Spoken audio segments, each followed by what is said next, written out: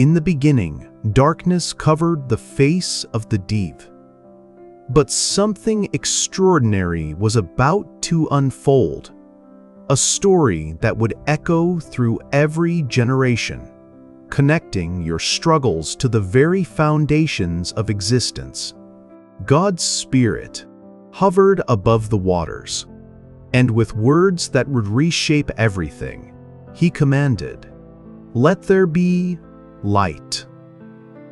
Light burst forth, dividing darkness from day, setting the rhythm that still governs your life. Evening and morning, the first day, a pattern was born. By the seventh day, God had crafted a perfect world and rested, blessing that day. But this rest would be shattered. God formed man from dust, breathing life into his nostrils. In that breath lay both destiny and choice. The same breath that fills your lungs carries the weight of what happened next. God planted Eden eastward, placing two trees at its heart, the tree of life and the tree of knowledge of good and evil. "You may eat from every tree," God told Adam, "but not from the tree of knowledge. The day you eat from it, you will die." One command, one boundary, one test of trust. The serpent approached Eve with a question that still echoes. Did God really say? 3 words that introduced doubt into perfection. Eve saw the fruit was good for food, pleasing to the eyes, and desirable for wisdom. She took and ate, then gave to Adam, who was with her. He also ate. Their eyes opened, but not to wisdom, to shame. They heard God walking in the garden and hid. "Where are you?" God called. Not because He didn't know, but because they needed to face what they'd done. The man blamed the woman. The woman blamed the serpent. Responsibility shattered like the trust they'd broken. Cursed ground. Painful childbirth. Death entering the world. Yet, within the curse lay a promise. The woman's offspring would crush the serpent's head. Hope wrapped in judgment. The first hint of a plan bigger than their failure. Generations passed. Evil filled the earth until God's heart grieved. But one man found favor, Noah. "Build an ark," God commanded, "for I will destroy the earth with flood." For decades, Noah built while the world mocked. Then the rains came. The earth drowned, but Noah's family survived. When the waters receded, God set a rainbow in the sky. His covenant promise never to destroy the earth by flood again. Yet humanity's pride remained unbroken. At Babel, they declared, "Let us build a tower to the heavens and make a name for ourselves." God scattered them by confusing their language. Unity broken by pride. Yet the promise remained. Somehow, through this scattered humanity, blessing would come. Then came the call that changed everything. God spoke to Abram, "Leave your country, your people, and your father's household. Go to the land I will show you." The journey of faith began with a step into the unknown. "I will make you into a great nation," God promised. "Through you, all peoples on earth will be blessed." Abram was 75, childless, with a barren wife. The promise seemed impossible. But impossibility was about to become God's specialty. In Canaan, God appeared to Abram again. To your offspring I will give this land. Still no child. Years passed. Sarah remained barren. Doubt crept in, like shadows at sunset. Look at the stars, God told Abram one night. So shall your offspring be. Abram believed, and God credited it to him as righteousness. God commanded, "Take your son Isaac, whom you love, and sacrifice him on the mountain I will show you." Isaac, the miracle child, the promised heir, the only hope for God's covenant. Abraham's heart shattered, but his faith held. 3 days, they climbed Mount Moriah. Isaac asked, "Where is the lamb for the sacrifice?" Abraham's voice trembled. "God will provide the lamb, my son." Each step was agony, each breath a prayer. Abraham bound Isaac, raised the knife. The pattern was set. God provides when faith perseveres. Through your offspring, all nations will be blessed, God reaffirmed. From mere sacrifice came the strongest blessing yet. The impossible was becoming inevitable. The older will serve the younger. Destiny declared before birth, but choice would still matter. Esau emerged first, red and hairy. Jacob followed, grasping his brother's heel. From birth, Jacob was the grasper, the supplanter, the one who would not let go. His very name meant deceiver, but God had plans for deceivers too. Years later, Esau returned from hunting, famished. Jacob saw opportunity. "Sell me your birthright for this stew," he offered. Esau, thinking only of his hunger, agreed. For a bowl of lentils, he despised his birthright. The pattern was repeating: momentary desire, trading eternal value. But birthright meant nothing without blessing. When Isaac grew old and blind, he called Esau to bless him. Rebekah overheard and devised a plan. She dressed Jacob in Esau's clothes, covered his smooth skin with goat hair, and sent him to steal the blessing. Isaac's hands trembled as he touched Jacob's disguised arms. The voice is Jacob's, but the hands are Esau's. Doubt warred with desire to bless. Doubt warred with desire to bless. Finally, he pronounced, "May God give you heaven's dew and earth's richness. May nations serve you." When Esau discovered the deception, his cry pierced the heavens, "Bless me too, my father." But the blessing was given. The deceiver had become the blessed. Justice seemed broken, but God's ways were beyond human understanding. Esau vowed to kill Jacob. Jacob fled into the wilderness, alone and afraid. The deceiver was now the fugitive. But in that desert place, with a stone for a pillow, God came to him in a dream. A ladder stretched from earth to heaven, angels ascending and descending. God stood at the top. "I am the Lord, the God of Abraham and Isaac. The land you lie on, I will give to you and your descendants. Through you, all families of earth will be blessed." Jacob awoke trembling. Surely the Lord is in this place. The deceiver had become the chosen. The pattern was clear. God's blessing doesn't depend on human perfection, but on divine grace. In Haran, Jacob met Rachel at a well at first sight.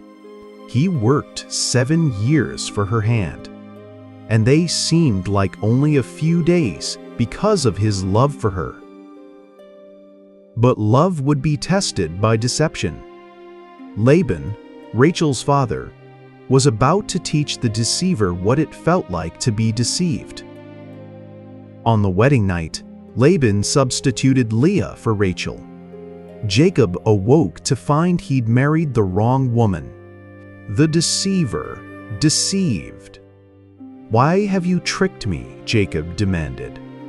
Laban replied coolly, "It's not our custom to give the younger before the older." 7 more years, Jacob worked for Rachel. Leah bore children but remained unloved. Rachel remained beloved but barren. Their rivalry through their children would echo through generations. Each birth was a weapon in their war for Jacob's affection. Finally, Rachel conceived. "God has taken away my reproach," she cried, naming her son Joseph. The beloved's child would become the beloved's child. Favoritism was about to repeat its destructive pattern. Years passed. Jacob's wealth grew, but Laban's sons grew jealous. "Jacob has taken everything that belonged to our father," they whispered. The time had come to leave. Jacob gathered his family and secretly fled toward Canaan, toward the brother who had vowed to kill him. The dreaded reunion approached. Jacob sent gifts ahead. Hundreds of animals to appease Esau's anger. But that night, alone by the Jabbok River, a stranger appeared and wrestled with Jacob until dawn. They fought with supernatural strength. When the man saw he couldn't overcome Jacob, he touched Jacob's hip, dislocating it. But Jacob held on. "I will not let you go unless you bless me." "What is your name?" the stranger asked. "Jacob," he gasped. "No longer Jacob, but Israel, for you have wrestled with God and men and have prevailed." The deceiver had become the wrestler. The grasper had become the blessed.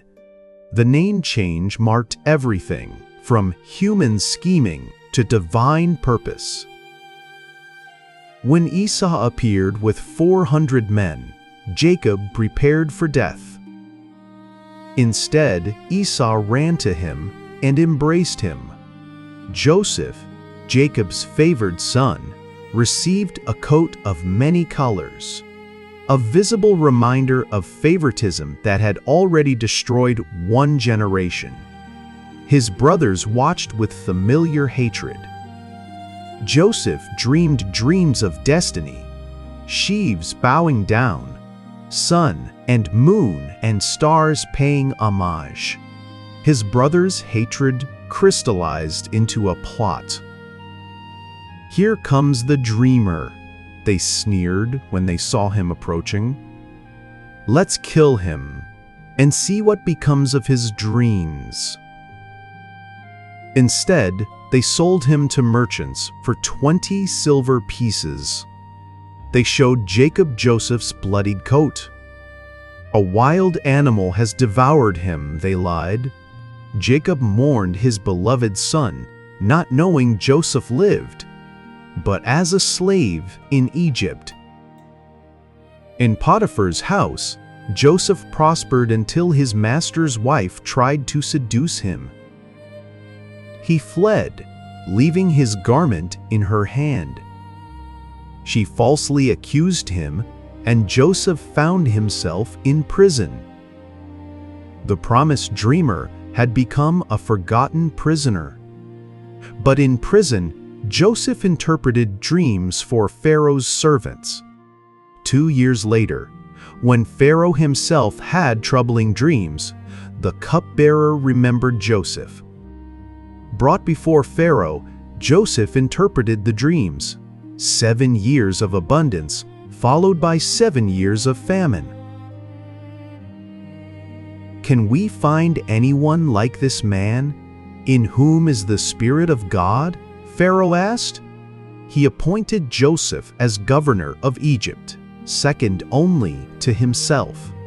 The slave had become the savior. The prisoner had become the prince. When famine struck, Jacob's sons came to Egypt to buy grain. They bowed before Joseph without recognizing him. Joseph's dreams were being fulfilled, but his heart was torn. These were his brothers, older, grayer, but the same men who had sold him into slavery. Joseph tested them, demanding they bring their youngest brother Benjamin. When they returned with Benjamin, Joseph could no longer contain himself. "I am Joseph, your brother, whom you sold into Egypt," he revealed. Terror filled their faces. But Joseph continued, "Do not be angry with yourselves for selling me here, because it was to save. You intended to harm me, but God intended it for good to accomplish what is now being done, the saving of many lives." The pattern completed. Betrayal transformed into salvation. Family hatred into family restoration. Human evil into divine good. Joseph's coat of many colors had led through slavery and prison to a throne that would save his family and countless others. Jacob, hearing his son lived, cried, "Joseph is still alive. I will go and see him before I die." The family was reunited in Egypt, where they would grow from 70 people into a mighty nation. Before Jacob died, he blessed his sons, each blessing a prophecy for the tribes that would spring from them. Through Judah would come kings. Through Joseph would come abundance. Through all 12 would come the nation that would bless the world. Joseph lived to see his children's children. Before he died, he made his family swear an oath. "When God comes to your aid and takes you up out of this land, you must carry my bones up with you." Even in death, he believed in the promise. Even in prosperity, he remembered the destination. The promise given to Abraham, that through his offspring all nations would be blessed, was taking shape. But it would require one more impossible rescue: freedom from slavery, passage through the sea, and a journey to the land God had promised.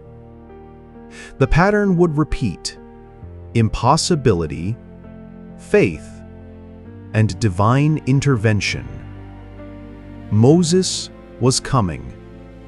The greatest rescue in history was about to begin, and through it all, the same God who spoke light into darkness would speak freedom into slavery, turning every curse into blessing, every defeat into victory, every ending into a new beginning.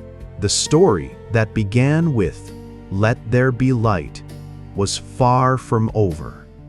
In every generation, in every impossible situation, and every moment when hope seems lost, the same pattern continues. God's faithfulness is stronger than human failure.